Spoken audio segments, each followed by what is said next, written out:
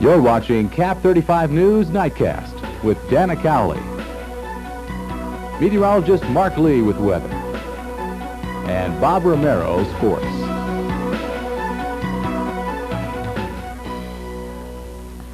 Good evening and welcome to Nightcast. I'm Dana Cowley and this is what's happening tonight. A warning to you, holiday travelers. Heavy snow on the passes could make driving difficult. The Washington State Patrol says Snoqualmie Pass is covered with the white stuff and snow has been falling all day long. That means poor visibility and poor driving conditions. The State Patrol says travelers should be extra careful. You'll find many cars on the road because of the Thanksgiving holiday, and you may find your own sliding out of control because of the weather. But before we take that any further, of course, we must refer to our own meteorologist, Mark Lee. Right, well, as you just saw there, it has been snowing on Snoqualmie Pass. It still is snowing on Snoqualmie Pass. Last report I have, heavy snow and the poor visibility is continuing as well up there. Let me show you what's in store for the Cascade Passes right now. Snow advisories for tonight, and 3 to 6 inches at about the 2,000-foot level. Now, through tomorrow, it will look like this. Wednesday and Wednesday night, there is a winter storm watch at the 3,000-foot level for about 12 to 18 inches of snow with the next storm that's heading in.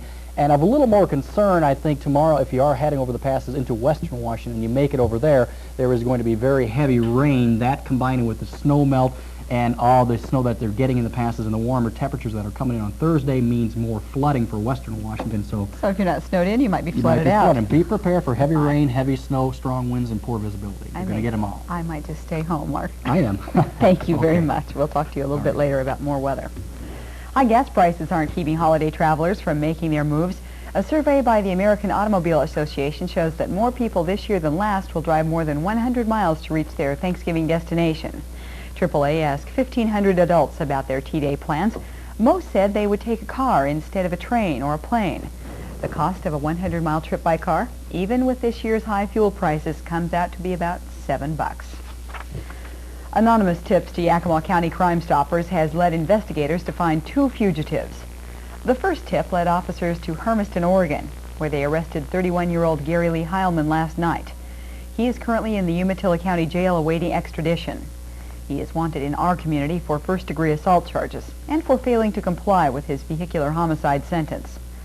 The second Crime Stopper tip informed officers that wanted fugitive Alan Tagmeyer is currently in Fort Smith, Virginia. He's in custody there on other charges. Local prosecutors told Crime Stoppers Director Jim Hall that they will go after Tagmeyer because he's wanted for 7 counts of forgery and 1 count of burglary. The people who telephoned in these tips will be rewarded through Crime Stoppers. Yakima police are sending the remains of the bomb from yesterday's bombing attempt to a state lab. Police say test results will give them clues as to what kind of a device it was and who might have put it together. Yakima resident Doug Wisman found the strange package under his car yesterday. Streets were closed for hours as a squad from the firing center defused and then detonated what turned out to be a pipe bomb. Police say Wisman has reason to be on his toes about his own safety concerns. Watching his movements very closely, and the people he's been involved with are very dangerous individuals, and he's probably naturally concerned for his safety. The police department will not give Wisman any special protection, even after the bomb attempt.